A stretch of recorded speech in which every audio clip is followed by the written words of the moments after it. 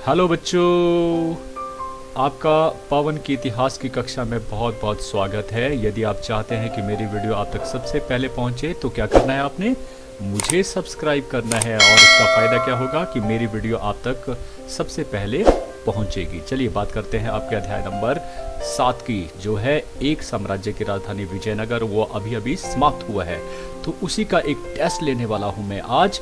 और देखिए, मैं बात कर रहा हूं आपकी जो नई एजुकेशन पॉलिसी बनी है 2020, उसमें कहा गया है कि बच्चे जब कॉलेज से निकलते हैं तो उनके पास कोई भी बताने वाला नहीं होता कि उसे करना क्या है आगे, और वो खुद डिसाइड करता है, खुद निर्णय लेता है और फिर उस निर्णय के साथ वो आगे बढ़ता है। तो क्यों ना हम वो जो निर्णय, पॉलिसी कहती है कि ये निर्णय आपको पहले से ही आ जाना चाहिए कि मुझे क्या करना है, और इसके लिए ज़रूरी है कि आप अपने आप को हमेशा जो है वो परखें कि मैं कितने पानी में हूँ। तो आज ये परख आपको करनी है, और कोई आपके पास नहीं होना चाहिए, माता पिता या कोई भी।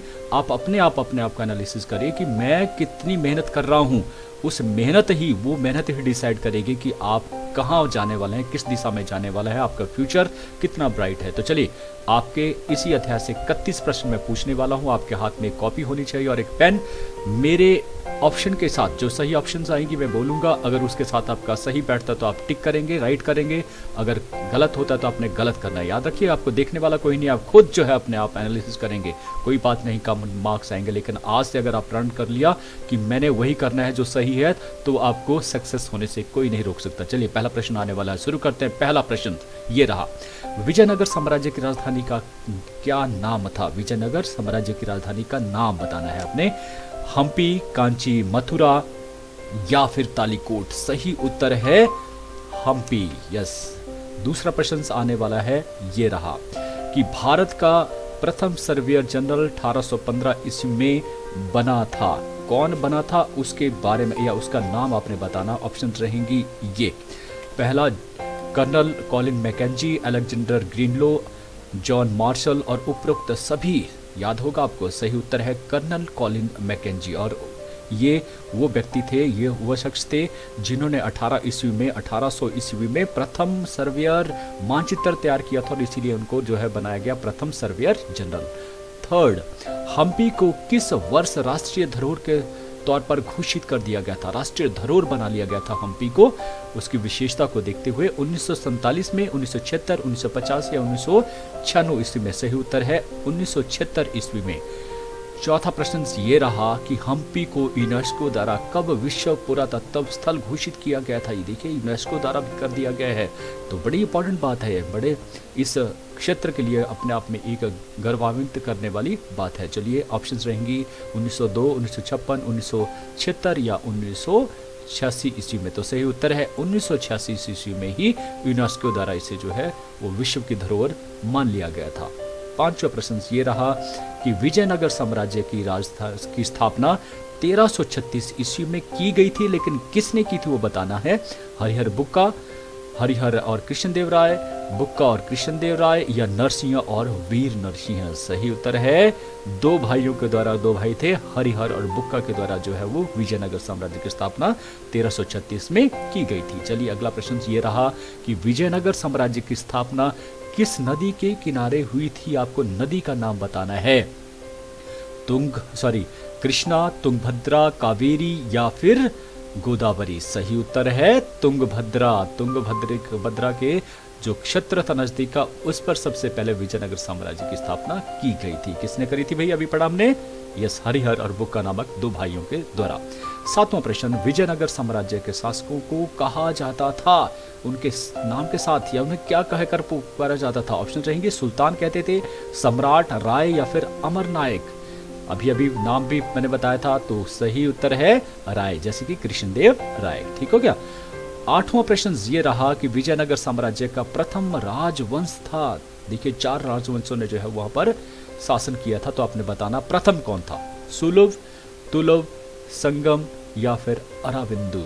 यस, सही उत्तर है पहले संगम आए, फिर सुलभ आए, फिर तुलभ आए, फिर अराविंदु आए। चलिए, 9वां प्रश्न ये रहा कि विजयनगर साम्राज्य के किस शासक ने सर्वप्रथम महाराजा धीराज की उपाधि को धारण किया था? ये अपने आप में बहुत इंपॉर्टेंट है, बहुत बड़ी बात थी महाराजा धीराज की उपाधि धारण करना। ऑप्शंस रहेंगी ये, हरिहर और बुक्का, हरिहर द्वितीय और देवराय प्रथम। देखिए ऑप्शंस पहले ही आ गई है, ये है हरिहर द्वितीय जो है, इनको इसलिए उसने महाराजा धीराज की उपाधि धारण की थी क्योंकि उन्होंने बहुत बड़े क्षेत्र के ऊपर जो है वो अधिकार कर लिया था, जिसमें जो है मैसूर का, कांचीपुरम या तृष्णापल्ली, और यही नहीं, इसने उस समय का जो बहमनी राज्य थे, जो इस्लाम के राज्य थे, वहां से भी गोवा, चोल और दम्भोल जैसे जो है जगहों को, बंदरगाहों को जो है वो अपने अधीन कर लिया था। तो इसलिए इन्होंने महाराजा धीराज की उपाधि धारण की थी हरिहर द्वितीय ने। और 10वां प्रश्न ये रहा कि संगम वंश, ये भी संगम वंश से थे, तो संगम वंश का सबसे महान शासक कौन था? मतलब हरिहर द्वितीय से भी बड़ा जो है वो शासक था, तो कौन रहा? ऑप्शन है हरिहर द्वितीय, देवराय प्रथम, कृष्ण देवराय और देवराय द्वितीय। सही उत्तर है देवराय द्वितीय जो है संगम वंश के सबसे महान शासक थे। क्यों भाई? अभी इनसे ज़्यादा उन्होंने ऐसा क्या काम किया था? इन्होंने तुंगभद्रा और कृष्णा का जो दोआब का, रायचूर का जो दोआब का क्षेत्र था, उसे जो है वो जीता था। और यही नहीं, इन्होंने चाहे वो श्रीलंका हो या पुलिकट हो, पेगू हो, बहुत सारे ऐसे थे नज़दीक के, जिन शासकों से जो है अधीनता स्वीकार करवाई थी, तो इसलिए महान शासकों में गिना जाता है। आप सोच सकते हैं इनकी महानता को कि फारस के शासक उस समय थे शाहरुख खान, याद रहेगा ना शाहरुख खान। तो शाहरुख खान जो फारस के जो है वो, ऐसा पूछा जाता है कई बार क्वेश्चन में, तो वो फारस के शासक थे। उन्होंने इनके दरबार में जो है वो एक दूत के तौर पर अब्दुल रज्जाक को भेजा था। तो ये अपने आप में एक गौरव की बात उस समय इसमें थी। तो ये थे कौन थे? देवराय द्वितीय। फिर बात करते हैं 11वां, विजयनगर साम्राज्य में तुलुव वंश का संस्थापक, पहले संगम, फिर सुलभ, फिर तुलभ। तो तुलुव वंश के संस्थापक कौन थे? नरसिंह, वीर नरसिंह, कृष्ण देवराय या फिर देवराय। सही उत्तर है वीर नरसिंह ने तुलुव वंश की स्थापना करी थी और नरसिंह ने सुलभ वंश की स्थापना की थी। याद रखना, हो गया ना।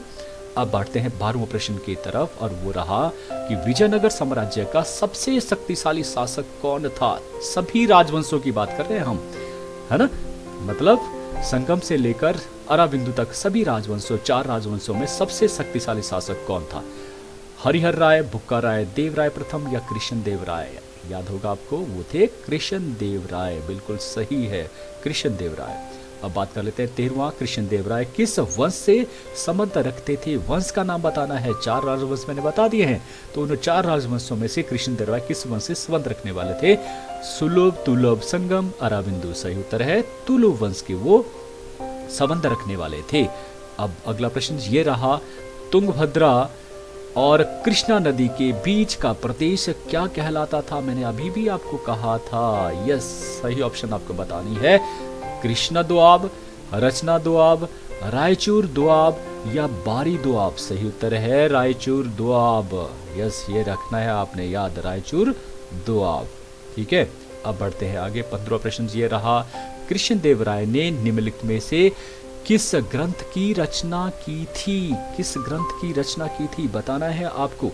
यस, ऑप्शंस रहेंगी ये, पहला है अमुक्त मल्यद, फिर नगलपुरम, फिर महाविभास और सौंदरानंद। सही ऑप्शन आपको बतानी है और सही ऑप्शन है अमुक्त मल्यद।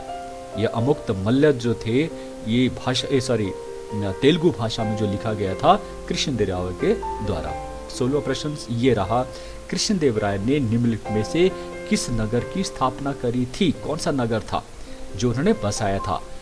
नगलपुरम, गोपुरम और चंद्रगिरी और पेनुकोंडा। और इसमें याद रखने वाली बात है कि उन्होंने अपनी माँ के नाम पर यह नगर जो है बसाया था, तो आपको ढूंढना है, इसका नाम था नगलपुरम। याद रखना, नगलपुरम। 17वां प्रश्न ये रहा, विजयनगर साम्राज्य एवं बहमनी साम्राज्य में किस प्रदेश को लेकर संघर्ष चलता रहता था? कौन सा प्रदेश था जिसके संघर्ष जो है वो चलता रहता था? रायचूर दोआब, चोल या वारंगल और काकतीय। सही उत्तर आपको बताना है। सही उत्तर है रायचूर दोआब, जिसे जो है देवराय द्वितीय के द्वारा जो है जीता गया था, है ना।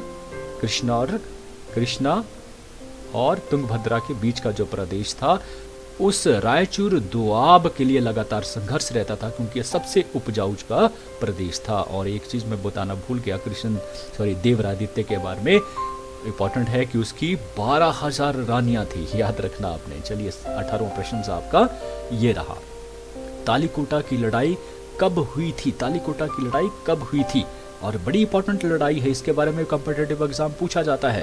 कब हुई थी? 1564, 65, 70 या फिर 72। सही उत्तर है ये 65 ईस्वी में हुई थी तालीकोटा की लड़ाई। उसके बारे में आगे और हम जानेंगे। 19वां प्रश्न, तालीकोटा की लड़ाई में किसकी पराजय हुई थी? तालीकोटा की लड़ाई में किसकी पराजय हुई थी? बीजापुर की हुई थी, विजयनगर की हुई थी, विदर की हुई थी या अहमदनगर की हुई थी? आपको बताना है और ये इंपॉर्टेंट है। बीजापुर, विजयनगर, विदर या अहमदनगर? सही उत्तर है विजयनगर की। याद कीजिए विजयनगर। देखिए उस समय कृष्णदेवराय नहीं थे। कृष्णदेवराय के जो उत्तराधिकारी थे, कृष्णदेवराय के जो पश्चात जो आते हैं, उनका नाम था पहले जो नाम था शायद अच्युत्य राय था, और दूसरा उसके बाद जो आया था उनका नाम था सदाशिव राय। तो सदाशिव राय जो इतने निकम्मे थे कि वो अपने प्रधानमंत्री रामराव के जो है वो कठपुतली बनकर रह गए थे। तो वो क्या करते थे, जो उसका जो प्रधानमंत्री था राम राय जो है, जो बहमनी साम्राज्य था, देखिए इससे पहले मैंने बहमनी नाम भी आया था, वो बताना जरूरी है कि बहमनी जो साम्राज्य था वो उस समय के 4 जो मुस्लिम शासक साम्राज्य थे उनको मिलाकर बहमनी साम्राज्य बनता था। अहमदनगर, बीजापुर, गोलकुंडा और बीदर। तो इन चारों ने जो है आपस में मिल जाते हैं, संयुक्त सेना बनाते हैं और इसको जो है वो हराते हैं बुरी तरह से। सदाशिव राय को बुरी तरह से हराया जाता है और प्रधानमंत्री राम राय को जो है वध कर दिया जाता है। तो इसलिए कौन हारा?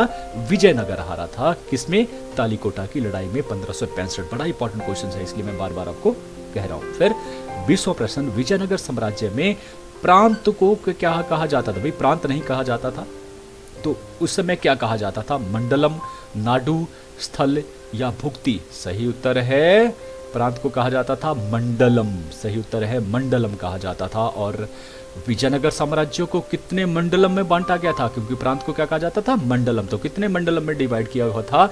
6 में, 7 में, 8 में या फिर 9 में? सही उत्तर है 6 मंडलम, 6 प्रांतों में विभाजित था। 22वां प्रश्न ये रहा कि अमर नायक कौन होते थे? कौन होते थे भाई अमर नायक? ये आपको बताना है। गांव के मुखिया को कहा जाता था, या सैनिक कमांडर होते थे, प्रधानमंत्री होते थे, या पुलिस के मुखिया होते थे? सही उत्तर है भाई ये सैनिक कमांडर होते थे, अमर नायक। ठीक है। और नायक भी होते हैं, याद रखिए नायक होते थे जो दुर्ग में सेना होती थी उसके जो प्रमुख या दुर्ग का जो प्रमुख होता था उसे नायक कहा जाता था। ठीक है। और 23वां प्रश्न ये रहा कि विजयनगर समाज में सर्वाधिक सम्मान किसका किया जाता? सम्मान किसका? सम्माननीय किसको माना जाता था सबसे ज्यादा? ब्राह्मणों को, अमर नायकों को, शूद्रों को या फिर मंडलेश्वरों को? सही उत्तर है ब्राह्मणों का सबसे ऊंचा स्थान जो प्राप्त था, उनका सर्वाधिक सम्मान किया जाता था। 24वां प्रश्न ये रहा कि विजयनगर साम्राज्य का मुख्य त्योहार आपको बताना है। कौन सा त्योहार उनका रहा? दिवाली था, होली था, वैशाखी था या महानवमी था? सही उत्तर है महानवमी को वो सबसे जो है वो प्रमुख त्योहार के तौर पर मनाते थे। 25वां प्रश्न ये रहा, हजारा राम मंदिर का निर्माण किसने करवाया था? हजारा राम मंदिर, याद रखना ये भी बड़ा इंपॉर्टेंट क्वेश्चन है। हजारा राम मंदिर का निर्माण किसने करवाया था? ऑप्शन रहेंगी कृष्णदेवराय, देवराय प्रथम, देवराय द्वितीय और हरिहर प्रथम। किसने किया था? यस, सही उत्तर है कृष्ण देव राय ने इसे जो है बनाया था 1520 ईस्वी में। और किसके लिए? अपने राजघराने के परिवार के लोगों के लिए इस मंदिर को बनाया गया था, हजारा राम मंदिर को। 26वां प्रश्न ये रहा, लोटस महल कहाँ स्थित है? लोटस महल ये कहाँ पर इंपॉर्टेंट है? देखिए लोटस महल कहाँ स्थित है, और इसको 19वीं शताब्दी में जो है अंग्रेजों ने लोटस महल नाम का जो है वो नामकरण किया। देखिए लोटस इंग्लिश का वर्ड है, तो अंग्रेजों ने ही इसका जो है वो नामकरण किया था। तो हम्पी, नगलपुरम, कमलपुरम या कांची जो है कहाँ है? इन चारों में से होटल नहीं, लोटस महल है ना, लोटस महल। तो बताना है आपको कहाँ पर है, तो ये है हम्पी, विजयनगर साम्राज्य की राजधानी में हम्पी में।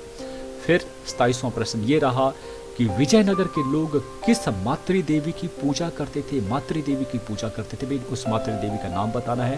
क्या वो पार्वती को बोलते थे, दुर्गा को बोलते थे, लक्ष्मी बोलते थे, पंपा देवी को मातृदेवी कहते थे? तो सही उत्तर है भाई वो पंपा देवी को मातृदेवी जो है वो कहकर पुकारते थे और उसकी पूजा करते थे। और जो पंपा देवी है अगर उसकी बात करूं तो माना जाता है कि पंपा देवी जो है विरूपाक्ष के साथ, विरूपाक्ष जो है शिव के ही अवतार हुए तो उनके साथ शादी करना चाहती थी और इसलिए उन्होंने उसको पाने के लिए घोर तपस्या करी थी, तो वो पंपा देवी हुए। ठीक है, 28वां प्रश्न ये रहा, विजयनगर साम्राज्य की राजकीय भाषा कौन सी थी? राजकीय भाषा है ना, जो काम में लाई जाती, इस्तेमाल में लाई जाती थी, जैसे उर्दू, फारसी, हिंदी या फिर कन्नड़। सही उत्तर बताना है अपने, उर्दू, फारसी, हिंदी या फिर कन्नड़। सही उत्तर है कन्नड़ भाषा जो है विजयनगर साम्राज्य की राजकीय भाषा थी। 29वां प्रश्न ये रहा, विरूपाक्ष मंदिर स्थित था। विरूपाक्ष का नाम आ गया ना, पता लग गया विरूपाक्ष कौन थे, तो मंदिर कहां पर स्थित था ये बताना है।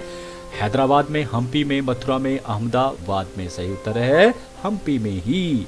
और सेकंड लास्ट प्रश्न आने वाला है कि विट्ठल मंदिर किस देवता को समर्पित है? विट्ठल देवता आज भी जो है बहुत प्रसिद्ध है, विट्ठल कहा जाता है ना, किस भगवान को विट्ठल कहा जाता है? शिव, विष्णु, सूर्य या फिर राम? सही उत्तर बताना है भाई, फटाफट बताइए। वो है विष्णु, बिल्कुल सही है। और अंतिम प्रश्न ये रहा कि विजयनगर साम्राज्य के लोगों का मुख्य व्यवसाय, सबसे आसान प्रश्न जो है, मुख्य व्यवसाय क्या था? और ये रहा व्यापार, उद्योग, कृषि या उपरोक्त सभी। सही उत्तर है कृषि, उनका मुख्य जो है वो व्यवसाय था। तो चलिए अब बताइए आपके कितने क्वेश्चन जो सही हुए हैं। तो चलिए आपको मैं 10 सेकंड का देता हूं समय, फटाफट गिनिए। 1 2 3 4 5 6 7 8 9 और 10। चलिए अब देखते हैं आपका रिजल्ट्स क्या रहा, परिणाम क्या रहा। परिणाम ये रहा, अगर आपके मार्क्स जो है 26 से 31 आए हैं तो बेटा आपके लिए शब्द है मेरे लिए, वो है आउटस्टैंडिंग। आप जान चुके हैं कि मुझे क्या करना है, जिंदगी में क्या बनना है, आपको कोई रोकने वाला नहीं, इसी तरह से बढ़ते रहिए आगे। जिनके प्रश्न जो 19 से 25 सही हैं उनके लिए शब्द है एक्सीलेंट। बेटा आपका समय ज़्यादा दूर नहीं है, आप आउटस्टैंडिंग में नेक्स्ट टाइम जो है मुझे नज़र आने चाहिए, आप कर सकते हैं, वो है आप में, जिल है। 16 से 20 जिनके क्वेश्चंस हुए हैं सही, उनको मैं वेरी गुड बोलूँगा। बच्चे आप में भी भगवान ने कोई कमी नहीं दी है, आप चाहे यहाँ पहुँच सकते हैं कभी भी, तो इसलिए मेहनत कीजिए, वेरी गुड। जिनके 11 से 15 ठीक हुए हैं उनको मैं गुड बोलूँगा, मायूस मत हुइए, आप अगली बार अच्छे से और अच्छा कीजिए और इनको हट के इधर पहुँचिए, है ना। इसके बाद जिनके 1 से 10 प्रश्न सही हुए हैं उनके लिए शब्द है नॉट गुड। याद रखना, जिंदगी में अगर गलतियां बहुत सारी होती है और उन गलतियों से ही आदमी सीखता है। आपसे भी गलती हुई होगी, शायद आपने ध्यान से इसको नहीं सुना होगा, पढ़ा नहीं होगा, तो बेहतर है अपने आप को परखो। अगर आपको लगता है मैं नॉट गुड में हूं तो आप डेफिनेटली मुझे अगली बार जो आउटस्टैंडिंग में चाहिए। तो wish you all the best सबको मेरी तरफ से। आप लोग लगातार मुझे अच्छे से सुनते हैं और ये इस बात को तो जरूर सुनिएगा, क्या है कि जितना प्रेम आपके माता पिता आपसे करते हैं उतना प्रेम आपसे इस दुनिया में और कोई नहीं कर सकता। याद रखना, ये बड़ी कोटेशन है, बहुत बड़ी कोटेशन है।